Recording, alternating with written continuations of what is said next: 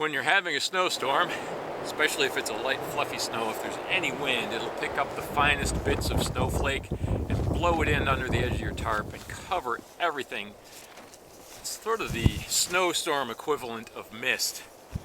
You need to have a sock or some other type of system to completely envelop your hammock to keep snow from drifting into it if you're camping on a stormy winter night. We still have a little snow and a little wind, so I want to see how the bug net does keeping spindrift out of the hammock at night. I have the sleeping bag laid out with no snow on it. Right now we've got 10 to 15 mile-an-hour winds and gusts up to maybe 20. But we'll string it up and see how we do. We've had the bug net up overnight.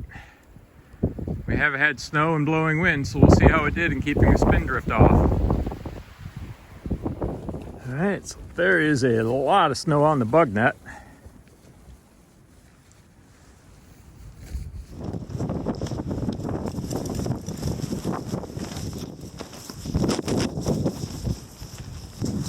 Very fine layer of snow there on the sleeping bag.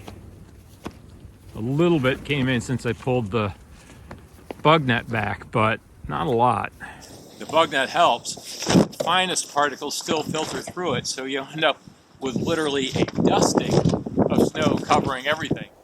Warbonnet makes something they call a Spindrift Sock, which completely encapsulates your hammock. But I was wondering if I could use my Warbonnet mini fly or another small tarp to sort of emulate that Spindrift Sock. I've taken some line, I've attached it to the fish hook at the end of my tree straps, the same fish hook that my hammock's hanging from. I will use this to hang the mini fly lower over my hammock, and then I'll use clothespins to secure the mini fly to the edge of the hammock. So I left this top corner unhooked. I'll slip off my boots, wriggle in here, get into my sleeping bag, and then use some clothespins to pin the top of this down from the inside and see how it looks. Here I am in my improvised sock. I'm going to see two things. How much does it cut the wind? And the answer to that is a little bit, but not a lot. I can still feel a pretty good draft in here. The other is, will it stop that drifting snow from blowing in and accumulating on my sleeping bag and in the hammock and on my face? We had wind gusts last night of up to 30 miles an hour. It snowed all night. That's the mini fly. Look at all the snow that's still on that mini fly that it stopped from getting into the hammock.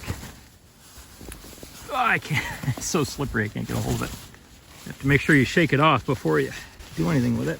It's just a little bit on the foot of the sleeping bag, so that end peak could have been tightened up a little better. Really nothing at the head end. Nothing where I had my head laying last night. Something else I just realized, if you have a double layer Ridgerunner, the wind can blow that gap open and blow snow right into the two layers of the hammock.